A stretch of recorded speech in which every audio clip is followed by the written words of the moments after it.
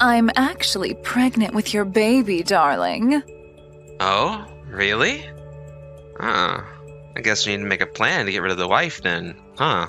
I was supposed to be enjoying dinner with my husband and the lady next door, but for some reason, I fell asleep during the little party. I woke up to find out that not only was my husband cheating on me, but he was also trying to get rid of me. And no, I don't mean that he wanted to divorce me. No, he was thinking of something far, far scarier. I feared what they might do to me if I immediately woke up and questioned them, so I pretended to be asleep and let the situation pass. Then I made some preparations. This is the story of how a stroke of luck quite literally saved my life, and how I was able to exact my revenge on the traitors who sought to cut me out of the big picture. My name is Nancy Gregory, and I'm a 29-year-old career woman working in customer service for a local business. I've been married to my husband, Ronan, for 2 years. We had no children as of when the whole story began, but we were getting along so very well with each other. We initially met during a blind date. Throughout my childhood and adolescence, to put it simply, I've always struggled when it came to meeting new people. It was darn near impossible for me to initiate a conversation with a stranger whenever I was in an environment when I was with people I didn't recognize. And whenever someone talked to me instead, I was always extremely self-conscious about how I phrased things. The nerves just always took a bit of a toll on me, and it wasn't very often that I found myself together with another person. And during my teen years, it got better with girls, and it got a whole lot worse with guys. A single instance of eye contact with a random guy my age would send my heart racing and a cold sweat to occur. Imagine me trying to talk with a guy now instead of just looking at one. It didn't get better even after I graduated college, and finally, a coworker of mine, who became my first close friend, was worried that I was too much of a lonely fanatic. So she arranged a blind group date for me, mostly. Ronan and I shared hobbies and interests so similar it was honestly suspicious. But I suppose finding someone who could speak my language got the better of me at that point, and there's always the alcohol to consider. We got to talking, and by the end of the group date, we had exchanged contact information. And a few days later, we arranged to go out to dinner together. These dinners became quite frequent, and a relationship blossomed very naturally. It blossomed even more when we got married after 3 years of being in a relationship. Since we both had the weekends off, we spent a lot of time together going on trips, going for walks in the park, and other wholesome stuff like that. Sometimes we would meet up after work on weekdays and have shopping dates. We were like passionate lovers through and through, and I was very happy with how things turned out in our relationship. More recently, however, Ronan's work had made him very busy, and he had been working extra hours, so we hadn't been able to go on the dates that I'd always looked forward to. I understood that he was busy with work, but he still came home unnaturally late. What exactly does unnaturally late mean, you ask? Well, as I mentioned, we both work, and the business we work for is very close to our house. Up until we got married, we lived together in the suburbs of the bustling downtown area. And we used to both take the train 20 minutes or more to get to the station closest to our workplace. But we eventually decided it would be better to be closer in an effort to economize some money and time. So when we tied the knot, we moved to a place 2 stops away from the nearest station. And yet, Ronan sometimes didn't come home until an hour after the last train. We live in a rather rural city, and the last train leaves very early compared to bigger cities. The last train arrives at our station just after 2300 hours. But sometimes he didn't get home until after midnight. In any case, in Ronan's line of work, there are few jobs that require him to work extra hours until that late. My husband works in face-to-face customer service, so even if he works late, he was usually finished by 9 p.m. I had some doubts about whether my husband was telling the truth or not, so I asked him about it. Yeah, about that. I've actually been going out for drinks with my boss more and more these days. My boss lives nearby the station, after hours, and we drink until it's pretty late at night. Sorry about that. Oh, is that so? I get worried when you get home after today becomes tomorrow, honey, so Please try to come home as soon as possible." I will, honey. Don't worry. He replied, and needless to say, he seemed okay with my gentle prying. Ronan didn't really go out drinking very much, so I sometimes wondered why all these drinking parties started all of a sudden. But he was in his mid-30s, and I agreed with him that it was important to have a friendly relationship with his boss, considering his career prospects and hopes to be on the ladder to success. But there was one more thing that definitely changed that didn't exactly sit well with me. He actually started saving money. He used to buy whatever he wanted without hesitation, often waiting for the new stuff to be delivered without consulting me. I didn't say anything to him because he was doing it within the limits of his own money and never implied he wanted more or anything like that. Nevertheless, I had hoped that he would show a little more restraint. But more recently, he would be looking at my cell phone and say, "Ooh, this looks cool," but he never bought anything anymore. "Hey, Ronan, you haven't bought anything you wanted recently. You know you don't have to stop for my sake." Well, yeah, but to tell you the truth, I'm trying to save money. "Why don't you just go out on those drinking parties less often and buy what you want instead?" My seniors pay for the parties, and I don't have to pay for much on these occasions. "Then why don't you just buy the same things as usual, even if it's not that expensive? Haven't you been holding back, quite a bit lately?" But here's what I was thinking. That maybe I ought to save up for when we have kids. Wait, what? You were thinking about having kids too? Well, no wonder you wanted to save up. I was frankly surprised that he was thinking about having kids. We hadn't been doing much of any husband and wife after dark activities more recently. But I was also so happy because I really didn't think he'd give a damn about the child. However, even after he said otherwise, he continued to come home late. And even on his days off, he often went to the office for whatever reason, or went out with his seniors. Needless to say, I was pretty devastated with my husband's lifestyle because I wanted to have a child at the ripe old age of 29. I was at my prime, and I felt ready to be a mother. Then one day, a young woman moved into the apartment next door. Her name was Miss Hannah Warsnop, and she was a very friendly girl with a bright, lively, talkative personality. "My name is Warsnop, and I've just moved in next door. I do hope we can be friends," she cheerfully said when she came to greet me when she moved in. Since then, we talked a lot every time we saw each other. She was very friendly, but I was sure there were many things about her that I just didn't know. Because she couldn't be someone like this all the time, even when she was alone, right? The apartment building was one full of rental apartments, but what with the flats being pretty spacious and relatively new, the rent was quite expensive for a single woman of Hannah's young age. She must have had a good job and made a lot of money, but she didn't seem to have a very busy life. She always left for work at the same time as me and came back mere minutes before or after I did. She also didn't seem to be working overtime at all, so I assumed that her job had to be one that paid extremely well. She must have been a very successful career woman who had worked her way up the ladder. She sure didn't look like that, but I supposed I stood corrected because with such good communication skills on the opposite side of the spectrum compared to mine, success in life could come easy. One day, Hannah and I were talking when we met each other in the elevator. "Hey, can I visit your flat sometime soon?" "I surely wouldn't mind that at all, but I'll ask my husband." "Ah, yes. You are married, aren't you?" "Yes, I am. I'll ask him and let you know with the plans." With that, we parted ways for the day. Later that night, Ronan came back home from work, and over dinner, I asked him about Hannah's proposal from that morning. What a good idea. I think we should be good neighbors to a young woman like her. We ought to invite her over for a dinner. You're a good cook anyway, right, Nancy? You can show off some of your skills to someone else for a change. And so we made arrangements for Hannah to come over for dinner the following weekend. The day came quicker than I realized, and before I knew it, I was answering the door after Hannah rang the doorbell. I let her inside and immediately felt a little uncomfortable. Something wasn't right with how she interacted with my husband. They were getting along famously well, as though they'd known each other for years.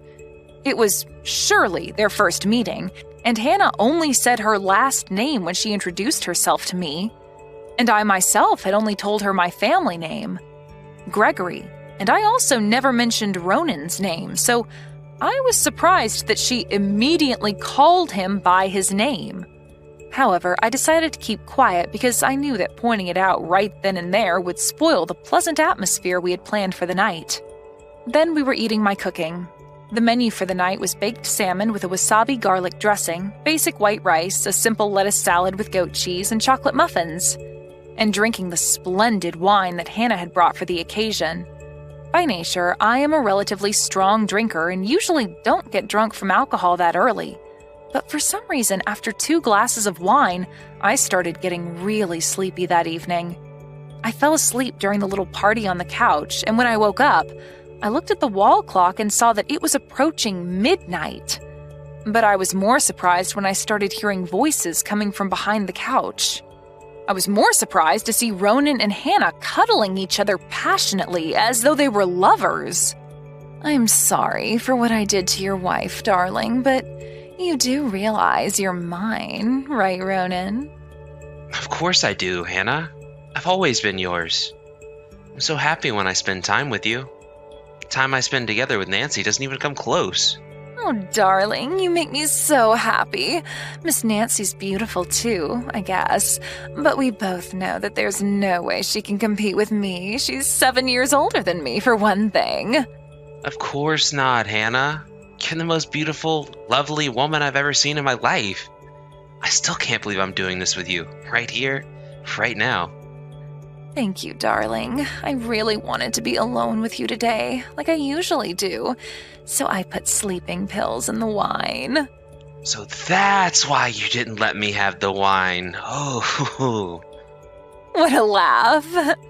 I probably should have woken up right away and questioned the 2 traitors, but what good would that do me in that moment? I instead kept my phone clutched in my hand and kept quiet.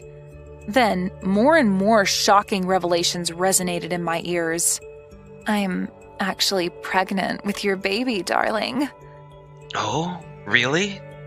I never thought about having kids with Nancy, even though it looks like she wants to have some. But I'm so glad you're going to have my baby, darling. Really? Then you and Nancy should get divorced as soon as possible. I mean, of course. I would like to do that in a heartbeat.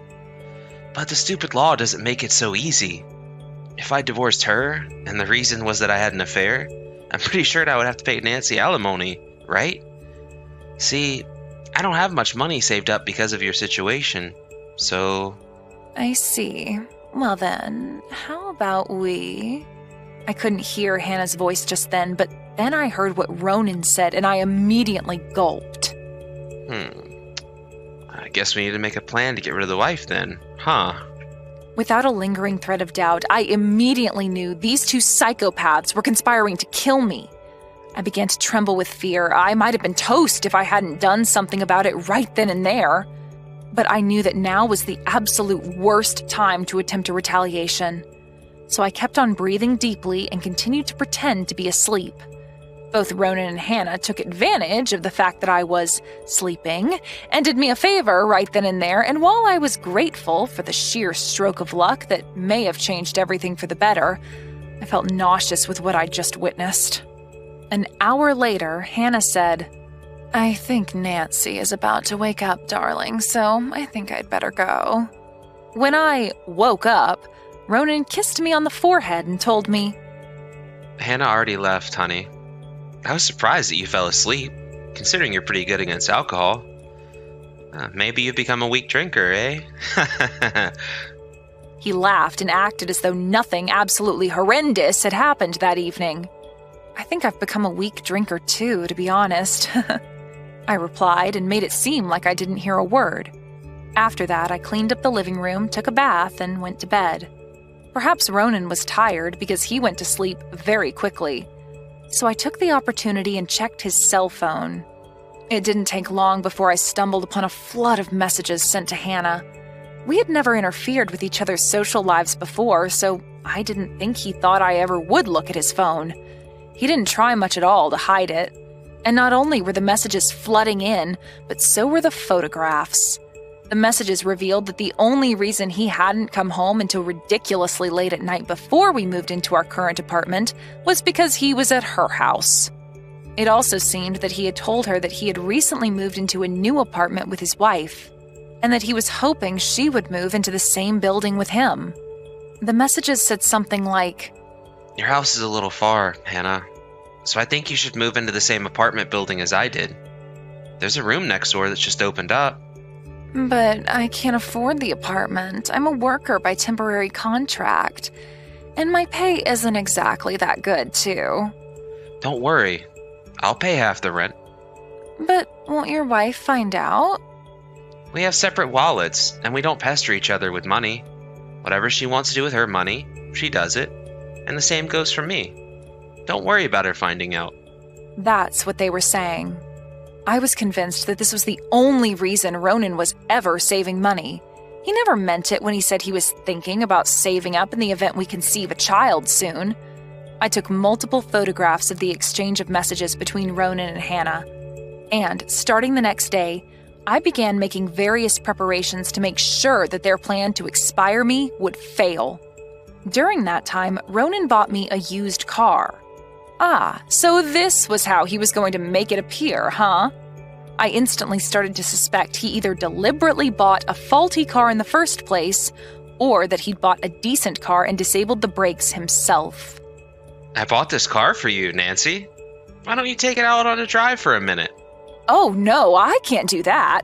I haven't driven any car since I got my license, and that was 5 years ago." "Oh, come on now. It'll be okay. As long as you drive it around the block, you'll be fine." "Oh, all right, I'll give it a spin." No matter how much I refused, he persisted in getting me to climb into the car and drive away. So I reluctantly agreed to get in the car eventually. And the next weekend, I arranged to drive the new car. Maybe Hannah and I can go shopping together in this car. I'm sure she would like that very much. When I said this, Ronan's expression immediately became stiff, and he resisted the idea very passionately. I honestly expected this reaction from him, and that was because this car was actually, well, you'll see in due time. I have to buy her a gift to congratulate her on getting pregnant, don't I? Oh, but hold on a second. I thought this car had broken brakes. Oh shit, well in that case, the radiant Hannah, pregnant with someone's baby, can't possibly ride in a car that would kill her. I'm the only one who can ride in it, and the brakes don't work. Oh, what a scary idea. When I transparently confronted Ronan with the truth, he looked at me wide-eyed in surprise. I can understand why he reacted this way because I evidently knew what he thought I didn't know. I know everything, Ronan. There's no escape, and I have the evidence. What are you going to do? Confess? I told him plainly as I looked him dead in the eye. His response was complacent laughter. "What's the matter with you, Nancy? Have you lost your mind?" Trying to get me to turn the other cheek now, are we? "I don't know what you're talking about. Where the frick is all this coming from?" This isn't the time for this stupid conversation. Go get Hannah, if you please. "There's nothing going on between Hannah and I. I'll gladly bring her down. And be warned, Nancy. You're going to make life difficult for yourself from now on if you actively get people involved in something ridiculous like this." Oh, don't worry. You won't even have to see me live that miserable life, which you predict so confidently. Now bring me Hannah Warsnop. With that, the real Hannah Warsnop, not the friendly, talkative girl she appeared to be, but the lazy, vulgar, jealous bitch that she really was, came walking toward me with the frowning Ronan. "I hear you suspect me of having an affair with your husband, eh?" Hannah leered, and to that bold attitude, I uttered a response that turned the tables completely. "Keep talking, bitch, because it's the only time you can. Have a look at this," I said as I pulled out my cell phone. There it all was, all of the evidence I'd gathered myself. The photographs of her transaction with Ronan, and the recording of the conversation between the two of them at my house the other night, when I'd fallen asleep during the party. As a matter of fact, I just happened to have my cell phone in my hand that night when I fell asleep. And when I woke up and overheard them talking to each other so lovingly, I recorded the conversation as evidence for a potential affair. But then the conversation transpired as it did, and it became something far more important. And I'd also installed a security camera overlooking the new second-hand car he'd bought. The footage showed him actively working on changing a few things about it. I also have a friend whose husband is a skilled car mechanic. And when I consulted him as to what Ronan was trying to do here, he was certain he really was trying to make it seem like I was killed by faulty brakes. If only you were willing to solve the problem properly by doing the sensible thing, divorce me and pay me alimony, and none of this would have happened. You bitch! Give me the freaking phone! Hell no! Who in their right mind is going to give you this valuable evidence? Perhaps Ronan thought it would be bad for me to keep that evidence, and he attempted to take the phone away from me. As I was running away from him, trying to keep him just out of reach, when police sirens started wailing somewhere extremely close to our building. Ronan froze, as though he knew exactly what was going on. Oh, there's no way. And then 3 police officers barged in through the front door. Mr. Ronan Gregory, you are under arrest under suspicion of attempted murder. They proceeded to apprehend the struggling Ronan, pinning him to the floor and handcuffing him. He got up to his knees and nodded his head in defeat. Meanwhile, one of the officers prevented Hannah from escaping out the front door. And in the ensuing kerfuffle, she scratched the officer's face enough that he began to bleed. Reinforcements rushed to the screaming Hannah, who by this point was saying, "I had nothing to do with this." You are an accomplice, Hannah Warsnop, and you will pay for your crimes. "I had nothing to do with this, I swear. This man planned and did it all on his own." Okay, then, maybe run your fingerprints then? If your fingerprints can be found on the backside of the car, the charge will be even more serious. You've already made yourself more guilty, Hannah. You inflicted considerable injury to that poor officer. "That's a lie. Oh no, I'm so sorry, please." In the end, she too gave up and was arrested. Then they were both convicted and sentenced to 8 years in prison. So, as it turned out, Hannah was lying about her pregnancy. She lied because she wanted to marry Ronan, whom she had completely fallen for. I was so horrified to see her telling the court that she wanted to get rid of me, by which she testified that she intended to kill me because I was, quote, an obstacle in the happy times with darling Ronan. I was terrified of what would have happened if I hadn't found out when I woke up at the right time that night. It turned out that the 2 of them also had a strategy meeting about how they would tamper the car to make it so that it would seem I died in an accident. So I buy a real used car, and then we do some work and make sure the brakes are wrecked. And that would be the end of her, wouldn't it? But won't she find out? If we buy a car so old that we don't even know when it was made, anyone would think it's simple car trouble. Oh, Ronan, you're so smart. I know, right? I surprise even myself sometimes. Let's start taking action tomorrow. I hadn't witnessed the strategy meeting per se, but additional evidence surfaced over the course of the court case. And the police rushed to the scene at the right time because I had gone to talk to them beforehand. I told the chief of the unit on patrol himself everything Ronan and his accomplice were up to. And I also submitted the audio recording of my cell phone as evidence. The only reason they came that day was because I had notified the police in advance that I would be riding in my husband's car, which meant both of them would be present at the same place at the same night, in hopes of seeing me crash and burn, which also made for a very successful arrest. The injured officer received a few bandages and 3 days' rest. I later divorced Ronan and filed for alimony from him and from Hannah. My parents-in-law and the Warsnops got down on their knees and apologized to me so sincerely it was frankly painful. They were all very sweet folks. They offered to pay the alimony immediately, saying that they would shoulder the burden for now. They would make the 2 criminals pay them back in due time as well. The 2 lovebirds will be in jail for a while now, and while they may have had an affair in a casual, playful way, the consequences of an affair on both of them were very harsh.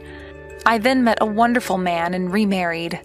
He is a very gentle and kind man who made me realize that it's okay to trust people again after such a traumatizing experience. This time. I want to make sure I do my part to make us both happy with our married life together. Wish me luck!